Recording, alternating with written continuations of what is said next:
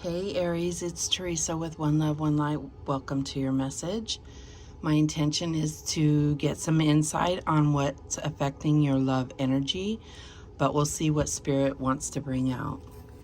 Let's start with the Power of Love card. Holy Spirit, what do we have for Aries? Holy Spirit, what do we have for Aries? And we have friendliness. You are able to recognize traits in common with another in order to forge love-based connections. Excuse me. So I feel like this is really talking about connecting as friends first if you're in a new relationship, or remembering back to if you're in a long-term relationship, remembering how you started out as friends or the way that you got to know each other. And sometimes we have to revisit that because we change over time, and we have to still see if we are compatible in some way. But this is getting back to those roots of the relationship. And if it's a new relationship, I feel like this is about really getting to know each other as friends before taking it to that next level. What else do we have for Aries? And we have joy.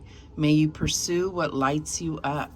Yes, so I feel like that is crucial in any relationship, that there is passion, that there is joy, and really seeing what lights you up. That is it. I'm getting that it's like what really lights you up is someone that can make you laugh, make you think about more deeper things. And I feel like there's a joy in sharing that with either this new partner or this long-term relationship. I feel like I'm talking to two groups of people here.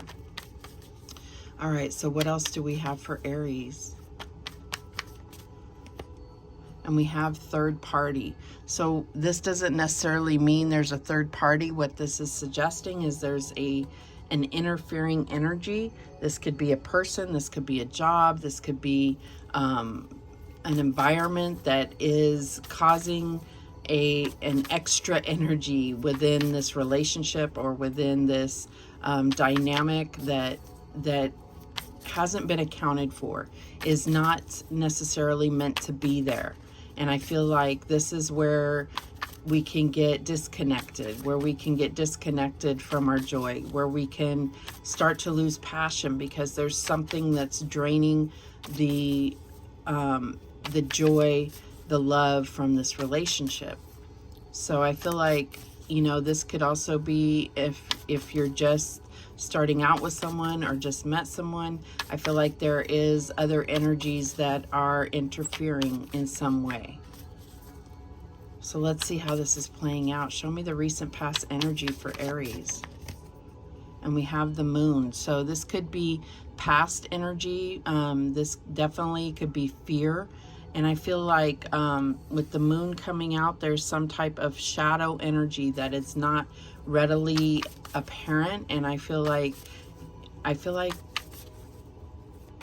it's something that either you or them needs to work through in order to fully connect, to fully feel the joy of this relationship, whether it's new or long-standing. What's the current energy? And we have the Princess of Wings, so the Page of Swords. So there is a message that's coming through. I feel like there's something to learn from this message, whether this is something that you are learning about yourself, learning about this person, or a message that came in that is causing this interfering energy. This Page of Swords is looking at the moon with great intent. So I feel like this is also about expressing what's going on, what the fear is. And so I feel like this fear energy, fear of losing each other, fear of not being able to make a go of this relationship, whatever this energy is, it's a message that's coming through, and it all goes back to this fear. So I feel like that is the third party energy, is this fear of losing each other, or fear of not being able to trust someone, that there's something of that nature. What is the challenge here? And we have the Nine of Pentacles.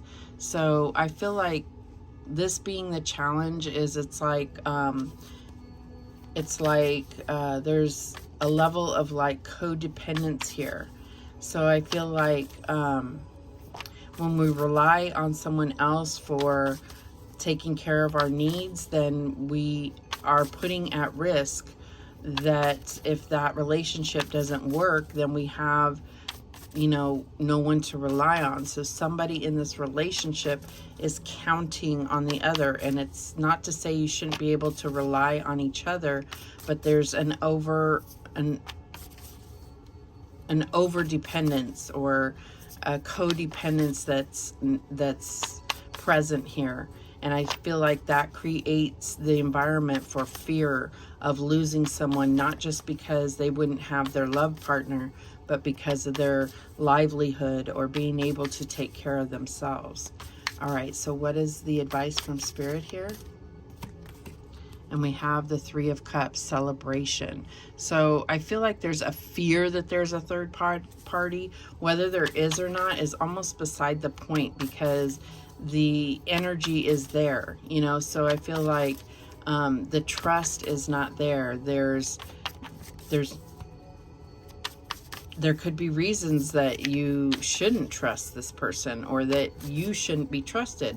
But it's almost, like I said, beside the point. When the trust isn't there, it doesn't matter if there's actually a third party or not. All right, so what is the outcome here? And we have the Sun. So I feel like you will get clarity, you will get support, this will have a positive outcome. So you just have to work through these issues of, is this the person you want? Whether you are engaging in a third party, whether you have been accused of a third party, this really comes down to getting clarity with each other, about whether you want to pursue this relationship or not. And I feel like it's going to ultimately be the best thing for both, whatever decision is made. I do feel like there's a positive outcome here.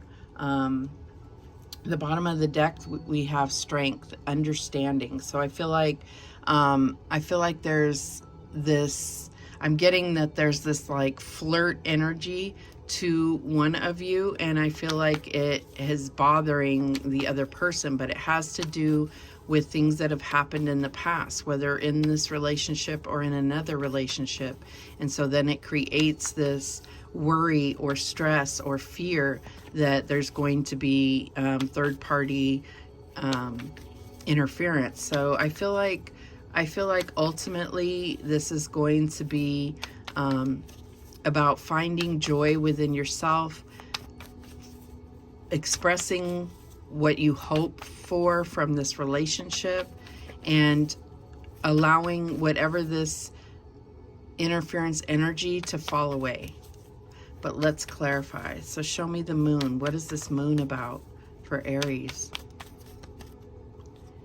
And we have the Four of Cups, missed opportunity. So I feel like there's something that is being longed for, and I feel like it's a reassurance. It's a reassurance because of things that have happened in the past to you. You long for this confirmation that there is no one else, but that is creating that fear, or that lack of trust is creating this third party energy. Show me that Page of Swords.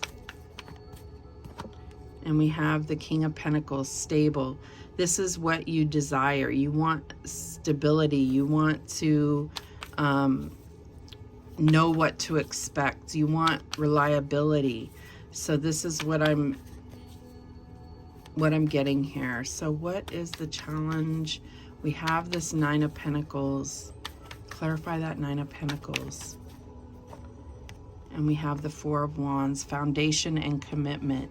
So I feel like there's almost like this the challenge is that someone is very independent, and it's like you don't feel so independent, so it's hard to recognize that, like, you feel like you rely on them too much.